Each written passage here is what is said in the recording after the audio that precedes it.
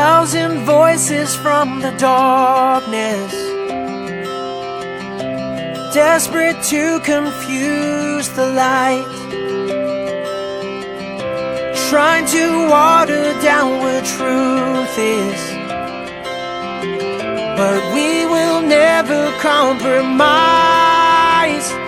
We are mighty men of God. He has made us for these days. So have courage, He has called you. Let your heart be unafraid. This world wants us to crumble.